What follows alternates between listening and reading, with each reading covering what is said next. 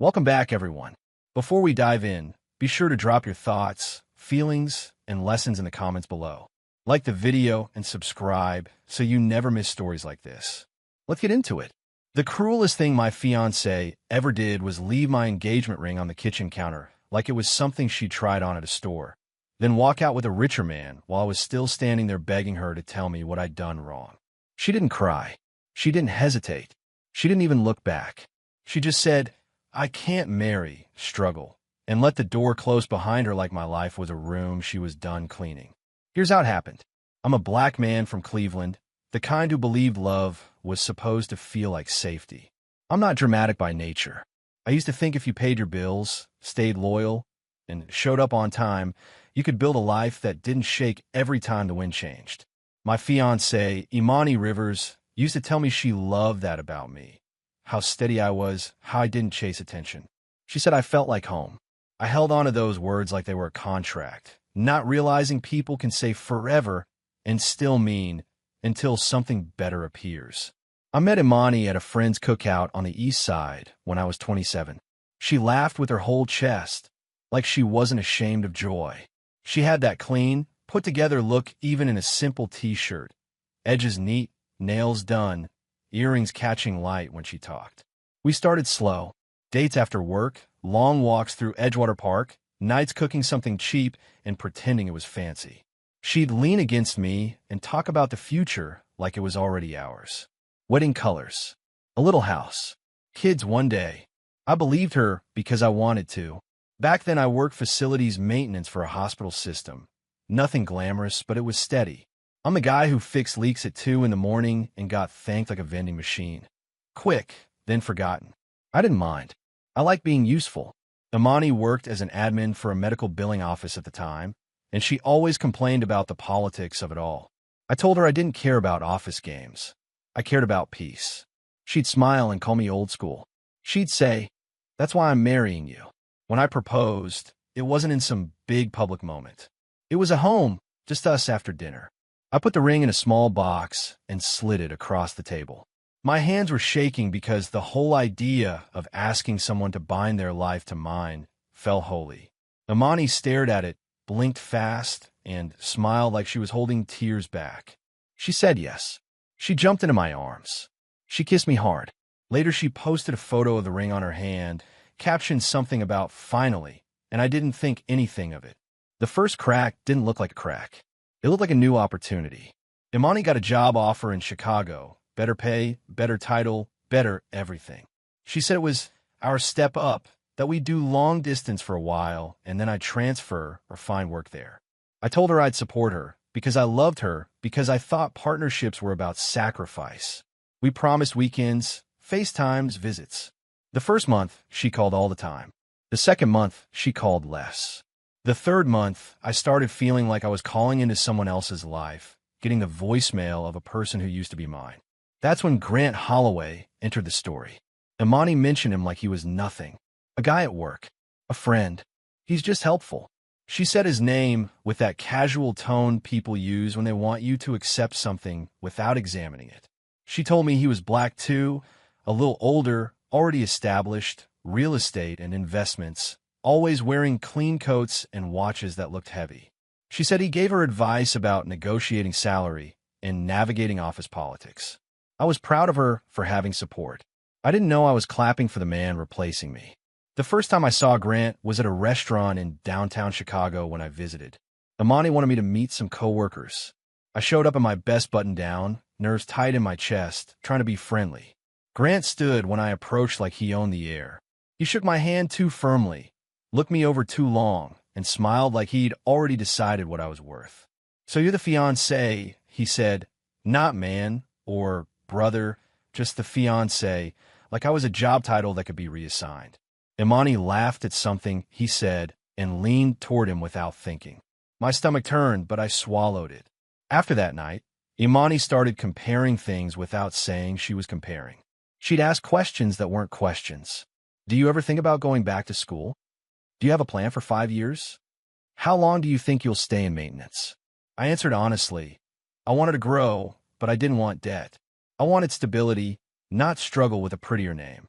She'd go quiet, then tell me she was just thinking out loud. But I could hear it, the sound of her moving my life into the not enough category, one sentence at a time. Then my hours got cut. The hospital had budget issues, and they started squeezing departments. Overtime disappeared. My check shrank. I didn't panic at first. I told myself it was temporary. I picked up side work, small repairs, fixing people's furnaces, patching drywall, anything to keep my savings intact. I didn't tell Imani right away because I didn't want to stress her out. When I did tell her, her voice changed. Not worried, not supportive, just disappointed, like I'd shown up late to a meeting I didn't schedule. Our wedding deposit was already paid. Venue in Cleveland, modest, not some grand ballroom, just a nice place that felt warm. I'd been proud I could afford it.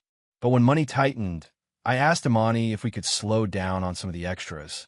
Less expensive flowers, maybe a smaller cake. She sighed like I'd insulted her. I'm not doing a cheap wedding, she said. People are going to be there. I told her the marriage mattered more than the party. She said, that's easy to say when you're not the one being looked at. I remember standing in my kitchen after the call, phone in my hand, feeling like I'd been punished for wanting something real. Around that time, her mother started calling me less. When she did call, it was never to ask how I was. It was to ask what our plan was.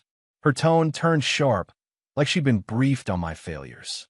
She said things like, Imani needs a man who can lead. She said, love isn't enough. I wanted to tell her that love is supposed to be enough to keep you from treating people like disposable furniture, but I kept it respectful. I kept it calm. I kept giving people the benefit of the doubt, like that's a virtue and not a way of bleeding quietly. My best friend, Darius, noticed before I did. Darius is the kind of man who reads energy like weather. He told me, she's funny. I got defensive. I told him not to put poison in my head. He didn't argue. He just said, if she's solid, questions won't hurt her. That sentence sat in my chest. The next time Imani canceled a weekend visit for the third time, I asked her straight up if there was someone else. She laughed, actually laughed, then said, you're being insecure. She told me I was exhausted. She told me she didn't have time to babysit my feelings. I try to fix it the way men like me fix things, with effort. I drove to Chicago unannounced one weekend, thinking I could surprise her, remind her who we were. I brought her favorite pastries. I wore the cologne she used to love. I texted her that I was outside. She didn't answer for 20 minutes. When she finally did, her message was cold. Why didn't you tell me you were coming? I told her I wanted to see her. She said she was busy. When she opened the door, she didn't hug me. She stood in the doorway like I was a delivery. Her apartment looked different. Not messy, just staged. Like the kind of tidiness you do when you're hiding a life. I sat on the couch and tried to be normal while my heart knocked against my ribs. She kept checking her phone. She kept smiling at something on the screen, then forcing her face back to neutral. I asked who she was talking to. She said, work. I asked why she seemed distant. She said, because you showed up without asking. That word, asking, hit me hard. I was her fiancé. I was supposed to be family. But she was treating access to her like a privilege I had to earn. That night, I woke up thirsty and walked toward the kitchen. Her bedroom door was half open, and I saw her in bed, phone up, face lit by the screen. She was smiling the kind of smile you don't wear for spreadsheets. I froze. Then I heard her whisper, soft and sweet, I miss you too. I stood there like a shadow, my whole body hot with humiliation, and she didn't even notice. When she finally looked up and saw me, her expression snapped into irritation. Why are you creeping? She hissed. Not, I'm sorry. Not, this isn't what it looks like. Just annoyed that I existed at the wrong moment. I left Chicago the next morning with my chest aching like I'd been punched. I drove back to Cleveland in silence, gripping the steering wheel until my hands hurt. I told myself I was overreacting. I told myself couples go through phases. I told myself she was stressed. I told myself everything except the truth. She was already gone, and she was just keeping me on the line until she was sure the next branch could hold her weight. 2 weeks later, she came back to Cleveland for what she called a serious talk. She met me at our apartment, the one we picked together. She didn't sit down. She walked straight to the counter, took off her ring, and set it down like she was returning something. The metal clicked on the granite, and that sound is burned into my memory. "I can't do this," she said. "I've outgrown it." I asked her what it was. She looked at me like I was slow. "This life," she said. "Always watching pennies. Always waiting. I'm not struggling with marriage." I asked if there was someone else. She rolled her eyes. "I'm not doing this," she said, like my question was a childish tantrum. I asked her if Grant was involved. Her mouth tightened. "Grant is stable," she said. "Grant knows what he's doing." That was all the confirmation I needed. She didn't apologize. She didn't soften. She just grabbed a suitcase she'd packed earlier and walked out. Her mother didn't call me. Her friends unfollowed me. The silence around my name felt organized. The aftermath wasn't just emotional. It was financial. The wedding deposits were mostly non-refundable. I'd put down the majority because I was trying to be a man. I had bills stacked like shame. When my hours got cut again, my savings finally broke. I got behind on rent. I tried to pick up more side work, but winter hit hard, and everybody wanted cheap fixes for expensive problems. The apartment started feeling like a place I'd failed in. Every corner reminded me of promises that now belonged to someone else. The worst part wasn't even the loneliness. It was how people treated me once the story got out, like I must have done something to deserve it. Some folks love to blame the one left behind because it keeps them from facing how cruel life can be. Imani told people I was unmotivated. She told them I was comfortable being average. She didn't say she abandoned me at my lowest. She didn't say she used my steady money when it benefited her and then walked away when it got hard. She framed it like self-improvement, like leaving me was a form of growth. Darius stayed, but he couldn't fix it. He'd come by with food, sit with me in silence, watch me stare at the wall like I was waiting for it to explain why I wasn't enough. One night, after I got a final notice from my landlord, I broke. Not loud sobbing, just quiet tears I couldn't control. Darius didn't give me speeches. He just said, "You're still here. That means there's still something to build." I didn't believe him then. I just wanted the pain to stop. I lost the apartment 2 months later. Not in a dramatic eviction with the sheriff, just a slow, humiliating move out after I couldn't catch up. I packed my life into bags and boxes and felt like I was shrinking. I moved to my cousin's place in Columbus because Cleveland felt haunted. My cousin, Renee, gave me her couch and didn't ask questions the first week. Then, one night, she quietly asked, "Did she ever love you?" That question hurt more than any insult. Because I didn't know. I still don't know. Love shouldn't vanish the moment your bank account changes. In Columbus, I worked nights at a warehouse for quick money. It was brutal. Cold air, heavy pallets, supervisors who treated grown men like children, time clocks that felt like chains. I'd come home as the sun rose and collapse on the couch, body vibrating with exhaustion. I started looking at my hands and thinking about how they'd built so much for other people, fixed their comfort, kept their lights on, yet couldn't hold on to my own life. That's the kind of thought that turns into bitterness if you let it. I didn't want bitterness. I wanted survival. I saw an ad for HVAC classes at a community college and stared at it like it was a door. I'd already done maintenance, already understood systems, already had experience. HVAC would be a real skill I could own. It wasn't glamorous. It wasn't quick, but it was something. I enrolled. Warehouse nights, classes in the morning, sleep when I could. My life turned into a loop of fatigue and determination. I stopped drinking. I stopped going out. I stopped chasing closure from people who didn't care. I just worked. There were nights I sat in my car after class and cried. Not because of Imani, exactly, but because of what her leaving exposed, how fragile my life was, how close I'd been to drowning without realizing it.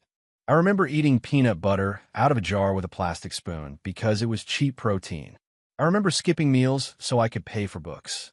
I remember the shame of wearing the same work boots until the soles started peeling. I remember all of it because that's what people don't see when they say, "Just level up." Leveling up hurts. During that time, I didn't date. I didn't flirt. My heart was closed like a fist. I told myself I wasn't lonely. I was focused. The truth was I was scared. Scared to trust again, scared to be measured by money again, scared to build another us and watch it get traded in like a phone upgrade. Some nights I'd scroll past old photos of Imani and feel my throat tighten. Then I'd force myself to stop. I didn't want nostalgia to become a prison. I finished the program and got licensed. My first real HVAC job was with a small company in Columbus. Then I moved again, this time by choice, to Dallas because the work was better, the market was growing, and I needed a city that didn't know my heartbreak. Dallas felt like a place where people minded their business. I rented a modest townhouse in a quiet area. Not fancy, but clean. I bought a used truck. I kept my head down. Every paycheck I saved. Not for flexing, for freedom. I started taking side calls, small repairs on weekends, emergency fixes after hours. I did good work, on time, and with honest pricing. People remembered that. A landlord recommended me to another landlord. A property manager gave me a list of buildings. My phone started ringing more. At first it scared me, like good things were suspicious. But I learned to accept progress without waiting for it to be taken. I filed paperwork and opened an LLC. I didn't announce it. I didn't post a logo. I just built it quietly, invoice by invoice. 2 years after Monty left, I had steady contracts servicing several mid-sized buildings. I wasn't rich, but I was stable in a way that felt different from my old stability. This stability belonged to me. I could lose a job and still breathe because I had savings. I could handle a crisis without begging anybody. I started sleeping through the night. I started eating real meals. I started lifting weights again. My shoulders broadened. My face looked less tired. When I caught my reflection in a window, I saw a man who had survived something and didn't need permission to keep living. That's what people misunderstand about private success. It doesn't look like applause. It looks like waking up without dread. It looks like paying bills early. It looks like I have options. I didn't chase revenge. I didn't stalk Imani online. I didn't call her family. I let the past sit where it belonged, behind me. But the universe has a way of looping things back around, not for drama, but for truth. The property management company that gave me my biggest Dallas contract was attached to a real estate investor named Grant Holloway. I didn't know it at first. His name was just a signature on a document, a faceless owner. Then one day I was at a building dealing with recurring drainage issues, and I saw him in the lobby. Same posture, same expensive coat, same watch. He walked like the floor should thank him. When our eyes met, his face tightened for a half second, then smoothed into a smile that didn't reach his eyes. "Well," he said, "look who it is." I didn't give him the reaction he wanted. I just nodded and said, "How can I help you?" That threw him off, like he expected bitterness. He looked me up and down the way he did in Chicago, still measuring.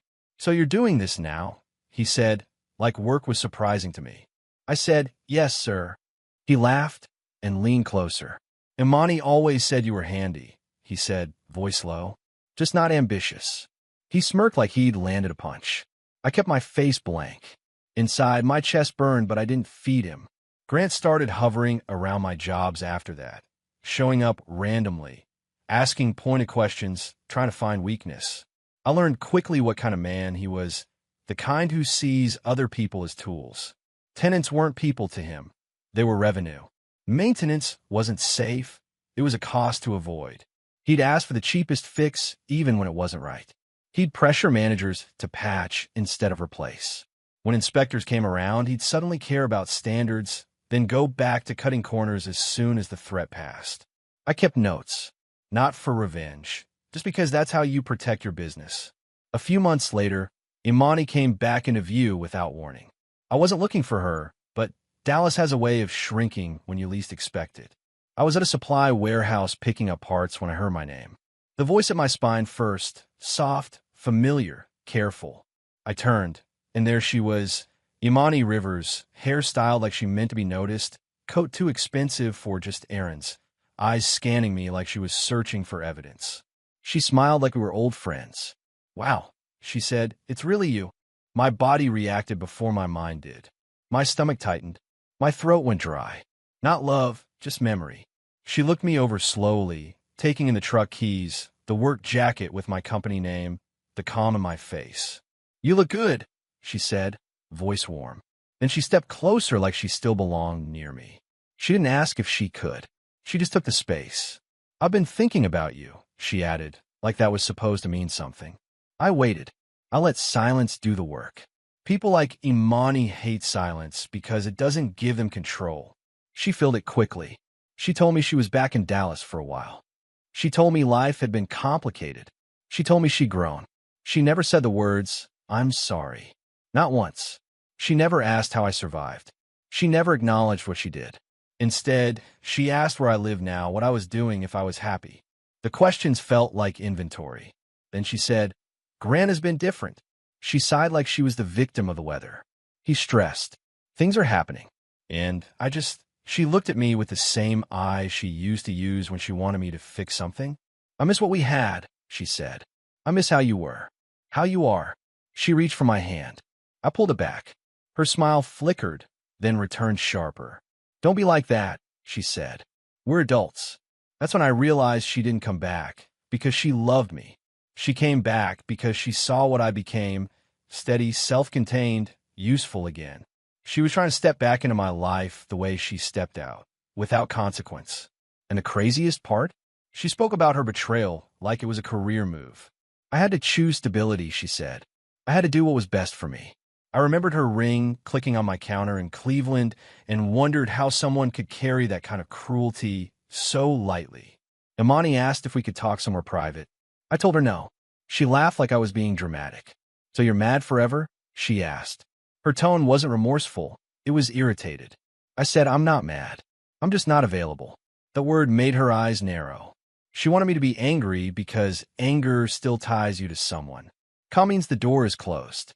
She tried another angle. "You know, I supported you in my own way," she said. "Seeing you like this makes me proud." Proud. Like my suffering was a workout routine she inspired. Over the next week, she texted me twice. She didn't ask permission. She didn't ease in. She just appeared on my phone like she still had access. "Hey, stranger." Then, "I saw something that reminded me of you." Then, "Can we catch up?" I didn't respond. The third message was the one that showed her real face. "I'm not asking for much. You don't have to be cruel." Cruel. Like the cruel thing was me not letting her back in after she broke me. That message made my hands shake with anger I hadn't felt in years. Around the same time, my property manager called about one of Grant's biggest buildings. "We have an inspection coming," she said. "Grant wants everything perfect." I almost laughed. When people like him finally care, it's because consequences are close. The building had recurring issues that should have been addressed long ago. Old lines, worn systems, patch jobs stacked on patch jobs. I'd flagged it, recommended full replacements, and been ignored. Now Grant wanted miracles. He called me personally that night. "I'm going to need you to handle this," he said, like he was granting me honor. I told him I'd do the work required under contract, but I wasn't doing illegal shortcuts.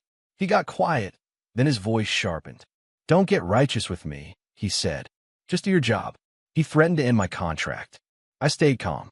"If you want it done right, it'll cost what it costs," I said. "If you want it done cheap, find someone else." He scoffed and hung up. My heart pounded, but I didn't back down. I didn't build my business just to become someone else's panic button. The next day, I went to the building and looked at the systems again. The truth was simple. It needed major repairs. Not because of one accident, because of years of neglect. Tenants had been complaining. Management had been patching. Grant had been squeezing. Everybody had been surviving around his greed. The inspection wasn't just about compliance. It was about safety. And there's a quiet rage that comes from realizing people like him treat families like numbers. Kids live in those units. Elders breathe that air. Lives happen in those rooms. That night, Imani called me. Actually called. I stared at her name on my screen like it was a ghost. I didn't answer. She left a voicemail anyway, her voice smooth, impatient. "I just want to talk," she said. "Grant is going through something, and it's affecting me. I need a friend. A friend." Like she didn't erase me. Like she didn't laugh at my pain. Like she hadn't stood in my kitchen and declared my life beneath her. There was no remorse in her voice. Only the expectation that I would still serve her because I always did. The morning of the inspection, Grant tried to force a last-minute cheap fix. He had a guy, another contractor, do a rushed patch on an aging main line. I wasn't there when they did it, but I saw the aftermath. Within hours, the line failed. Not a small leak. A full, ugly backup that spread fast. Water where water shouldn't be. Smell that makes your stomach turn. Tenants in the lobby shouting. Families stepping around wet floors, holding children close. Management panicking. Inspectors arriving in chaos. Grant wasn't stable then. He was furious at everyone except himself. What happened next wasn't dramatic in a Hollywood way. It was worse because it was real. The city documented everything.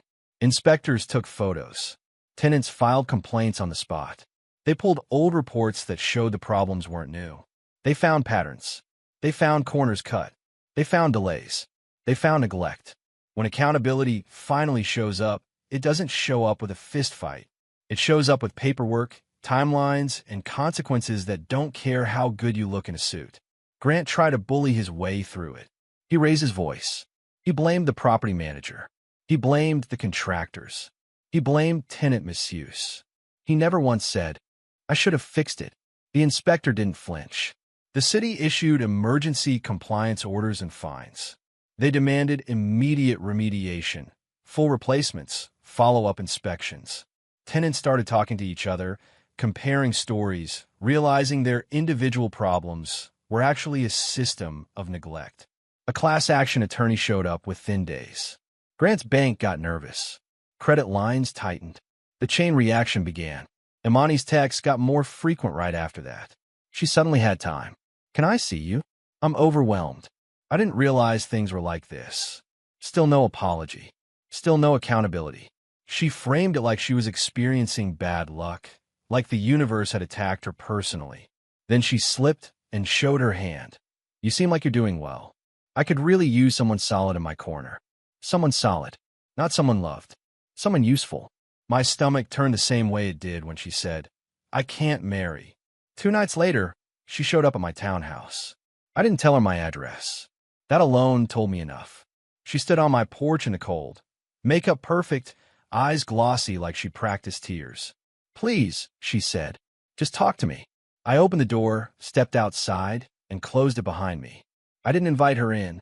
Her eyes flicked past me toward the warm light inside. She wanted entry. She wanted access. She wanted comfort she didn't earn. "You look settled," she said, voice softer. "I'm happy for you." Then she looked at me like she expected me to melt. "I made choices," she added, shrugging slightly, like betrayal was a scheduling conflict. "I did what I had to do. I waited for the apology that never came." She kept going. "Grant isn't who I thought," she said. "He's not stable like he pretended. He's messy. Messy. Like the harm he caused was a cluttered room." "I just want peace," she said. And that's when I knew she still didn't understand what she took from me. I told her calmly, "You left when my life got hard. You didn't check on me. You didn't care if I ate. You didn't care where I slept. You didn't apologize. And now you're here because you think my peace is available to you." Her face hardened. "So you're punishing me," she said. "Not remorse, anger. You're acting like you're better than me." I almost laughed, not because it was funny, but because it was familiar. People who refuse accountability will call boundaries cruel because it protects you from being used. "I'm not better than you," I said. "I'm just done being your backup plan."